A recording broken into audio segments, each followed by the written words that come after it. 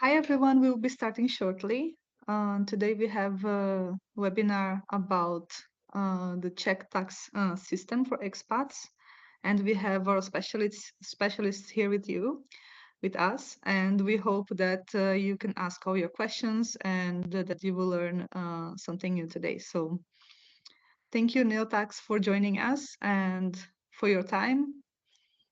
Can you please present yourself? Thank you, Ivo. Yes, hello.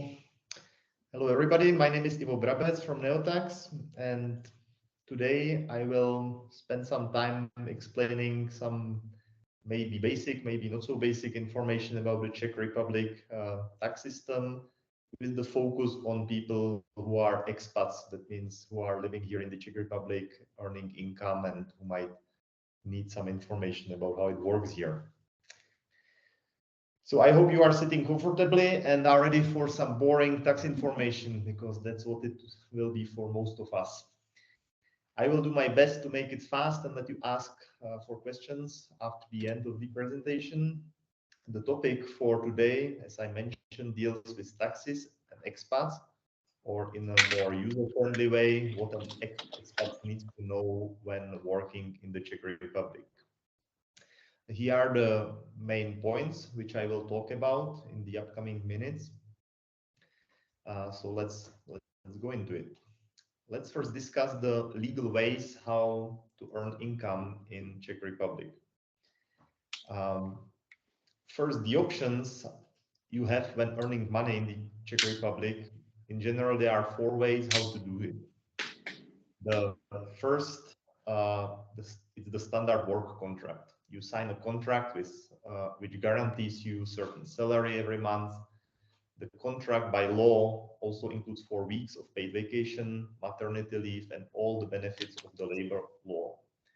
The contract can be specified for a fixed period, usually 1 year, or unlimited period, which is very rare, especially for expats. The second option is the DPP, as we call it. It stands for Dohoda o provedení práce, which is basically an agreement on work to be done. It's the simplest form of contract. You do not earn any vacation or any special benefits. The contract is limited by 300 hours per year and usually by 10,000 crowns per month. The big advantage of this contract is that the employer does not deduct social security and Medicare from your salary. You can earn more than 10,000 crowns per month, but the social security and Medicare will start to be deducted. The third option is the DPČ, which stands for Dohoda o provedení činnosti, which is slightly more sophisticated form of a contract from the previous one. The main difference is that you can spend more time and earn more money. On the other hand, the employer will deduct the social security and Medicare from your salary from the first crown earned. And the fourth option is the freelancer option, or a trading license. Offer you a work contract for 20,000 crowns per month, which would translate to approximately 17,000 crowns netto. The adequate amount to invoice as a freelancer would be somewhere between 21,000 and 23,000 crowns, since the employer cost in total is over 27,000 crowns, not including a 1 month's paid vacation. Right? Also keep in mind that providing services through the trading license to one employer could be considered problematic by the tax office if they choose to make random controls. So you should consult this before selecting this path. In generally, becoming a freelancer is not as simple as the other options. So let's talk now a bit about Social Security and Medicare. Here is a table. When you live and work in the Czech Republic, you have to count on paying taxes and Social Security and Medicare. And this table summarizes basically the options which you have depending on the form of employment. So for example, if you choose to work on the DPP contract, which was the second option, you see that the employer pays the income tax and the Social Security is usually 0 if you earn till 10,000 crowns monthly. So this table might be useful if you are choosing which way to go. So let's say that you chose one or the other option to earn income in the Czech Republic. Let's now talk about the options, how you can decrease your tax burden and pay as little tax as possible.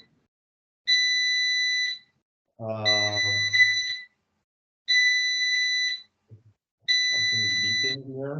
I'm not sure what it is. Okay.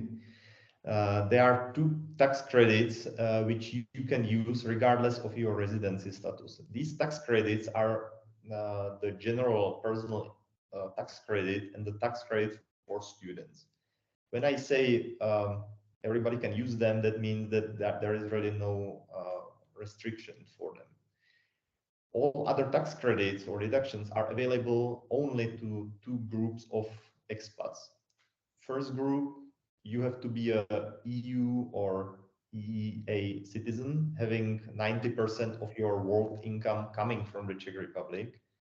And the second group of expats is if you became a Czech tax resident, which means, bluntly speaking, that your family should live here with you and you should be really residing here in the Czech Republic for a longer time with your family.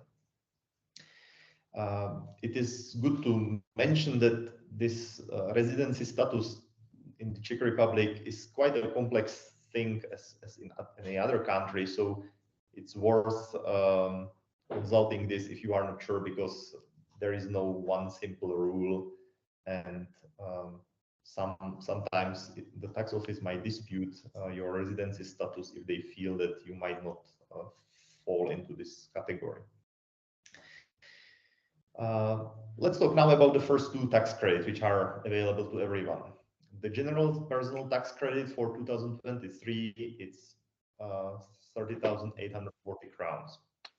This personal credit basically means that you pay zero tax unless you earn more than approximately 200,000 crowns. You see in the table how the calculation is done. So this credit is here for everybody.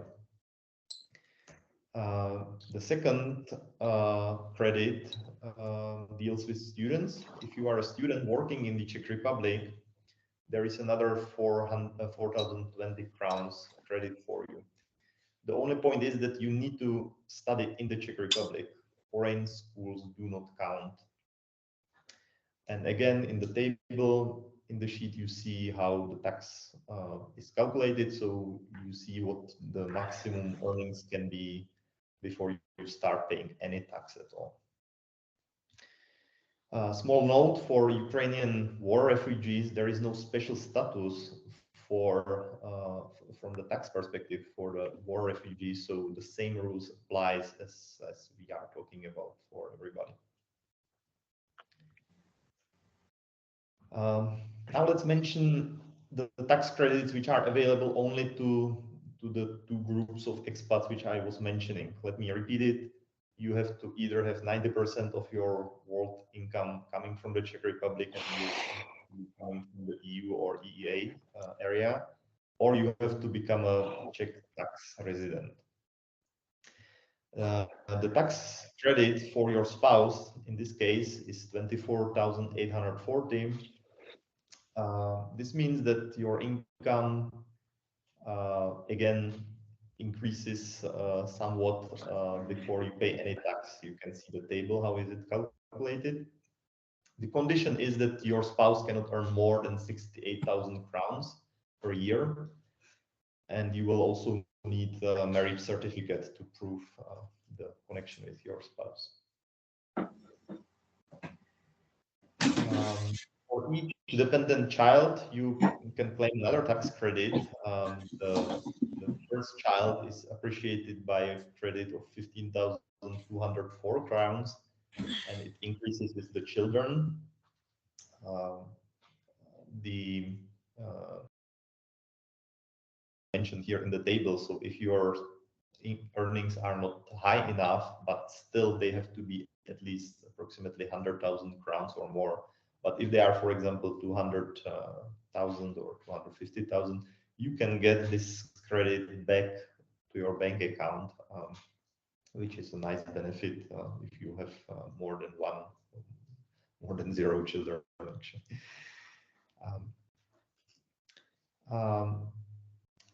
Let's now talk about the ways how you apply for the tax deductions. One option is to apply through your employer, right?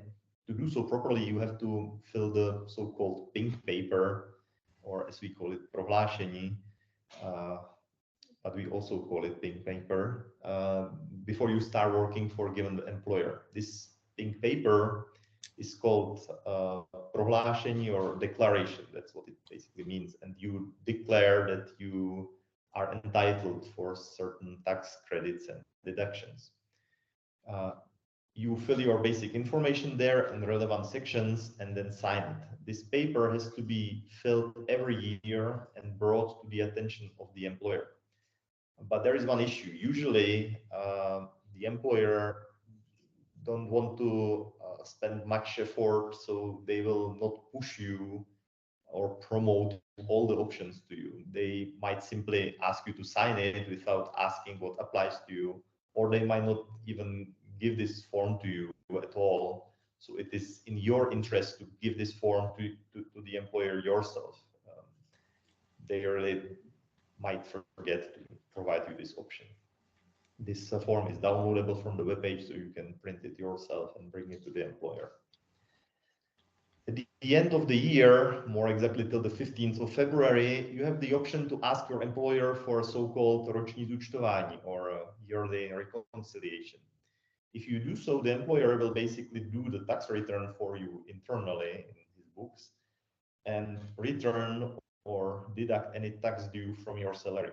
This option, nevertheless, is available only if you were still employed at the end of the year by this employer.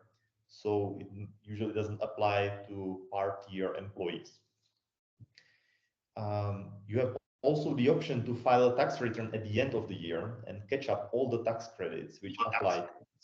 That's the second option, how you can claim the benefits, the tax benefits. For many expats, this is the standard option because you do not need any cooperation from your employer, and this and everything is actually in your hands. This is also where my colleagues and my company helps most expats claim their money back. You can see now the pink paper here, which I was talking about just as an example, how it looks. It's a simple form which you can fill. Actually, it has 3 pages. It's not so simple, but I think you can understand it. But it's in Czech, so you will probably need some help filling it in. Excuse me, Ivo. Okay. Yes. I just wanted to ask for some of our expats if anyone has a question in the meantime, because we moved forward now with several topics, and I just want to open up if someone has any questions in the meantime. No problem. Go ahead. Yeah. So I guess not. I'm guessing that there are no questions so far. So let's move on. Thank you so much. You can do it after at the end. Okay, good. So we will turn our attention now to filling or filing the tax return. How and when to file.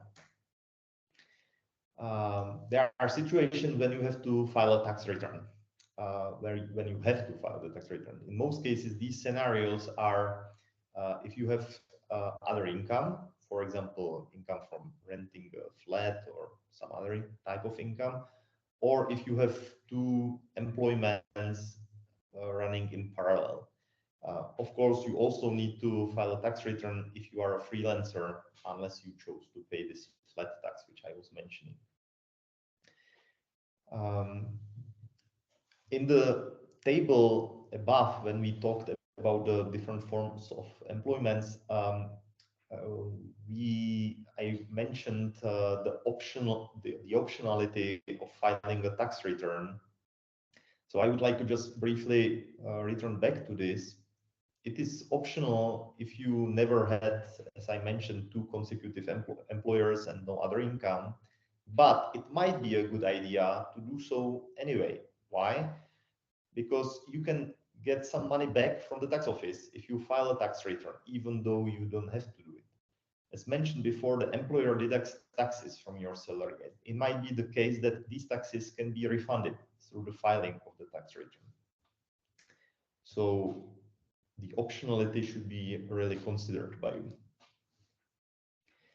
Now let's talk about how to file your tax return when you decide or have the obligation to do so. Firstly, what documents you will need. If you are employed, you will need the so-called potvrzení o zdanitelných příjmech, or a confirmation about your taxable income from your employer. This paper has to be requested from your employer during January, February of the following year. Don't count that the employer will send it to you, this form, automatically. Some employers do it, some don't. Sometimes they have the excuse that they don't have the right address where to send it. So you need to request it on your own if you don't get it during January, February. This document basically proves that your income from your employer, how much you earned and how much taxes were paid. You need one such document from every employer. And of course, if you claim some child benefit, children, or your spouse as dependable, then you will need the marriage certificates or birth certificates of your children. So how to file the tax return? One option, of course, is to use a company like ours. You know, we do it for many clients, or there are any other companies who can probably help you and who can represent you. In general, the advantage of doing so is that it's usually faster because everything is done online, and since you are represented by a tax professional, you don't.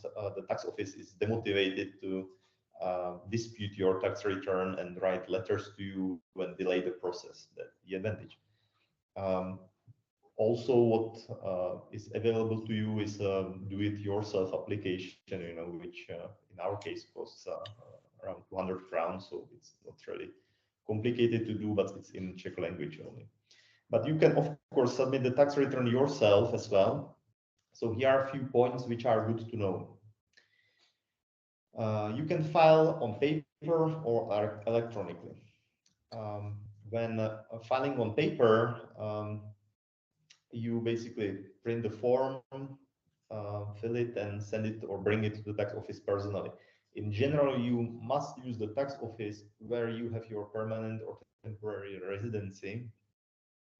Otherwise, the process might be rejected or prolonged. If you are a freelancer, that was the fourth option from the employment types, you have the obligation to submit the tax return electronically. If you don't submit it electronically, you will get a penalty from the tax office.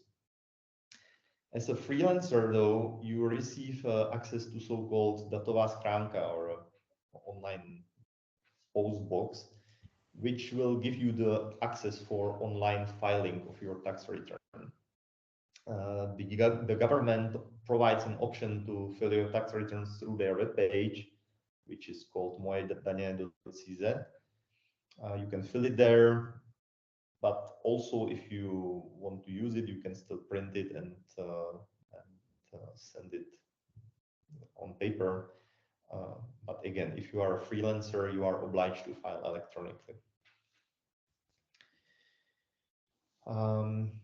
The tax office has the obligation to process your tax return in 1 month and pay you the tax overpayment if you have any within another 30 days. So the whole process should usually take only 2 months.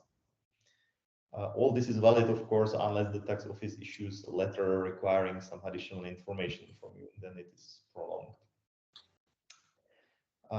Once again, if you are a freelancer, you have the obligation to submit declarations also for the Social Security and Medicare as well, unless you chose this flat tax scheme, which I was talking about.